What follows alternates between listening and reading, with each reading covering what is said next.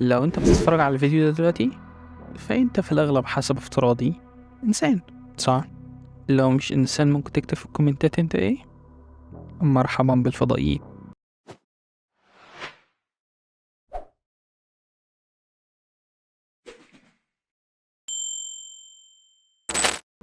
وطبعا لو انسان هيجي دايما سؤال في بالك بيتكرر: هل معدل الذكاء بيقل مع التقدم في السن ولا احنا عباقرة من زماننا؟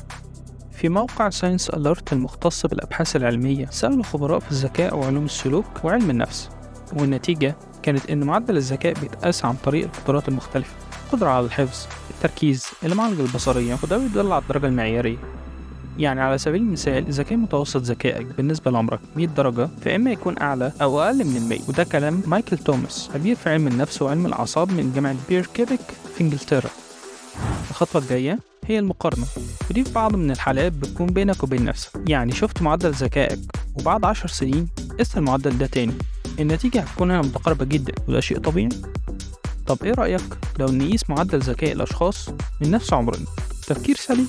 فكر في ألان كوفمان، خبير في اختبارات الذكاء من جامعة ييل في الولايات المتحدة. حاجة تقيلة من الآخر يعني، وده لأن واضح إن لازم يكون في مقياس قياسي، يعني شيء مشترك بين الفئة من 70 ل 60 ومن 60 ل 50، وأكيد عرفت الباقي بقى. ونتيجة المقارنة اكتشف إن معدل الذكاء بيقل بشكل نسبي واضح بين الفئة من 25 ل 34 سنة. إنما بقى وصفة الذكاء العالمي هي عبارة عن طبخة ممكن نسميها خلطبيطة بالصلصة. المقادير عبارة عن مزيج من أنواع مختلفة من الذكاء، وأكثرهم شهرة هو الذكاء السائل أو الذكاء المتبلور. بالنسبة للذكاء السائل فهو زي سؤال أو مشكلة وحلها، في حين إن الذكاء المتبلور عبارة عن طريقة استخدام الخبرة والمعرفة والمهارات. بسبب كده الذكاء السائل والمتبلور مع بعض بإضافة القدرات زي الذاكرة العاملة وسرعة المعالجة اللي هي التصرف يعني. وما تنساش ده كله لإنتاج معدل ذكاء عالمي. بس لأن كوفمان كان شايف إن الطبخة ناقصة فأضاف عليها وقال إن التفكير المرن بيعكس القدرة على حل المشكلات الجديدة. ومع شوية معادلات أسسوها العلماء اتوصلوا إن أسرع استجابة للذكاء بتكون في منتصف العشرينات من العمر، وإن ممكن تنخفض سرعة الاستجابة في حالة أواخر الستينات، لأن معظم المهارات المعرفية إما إن تزيد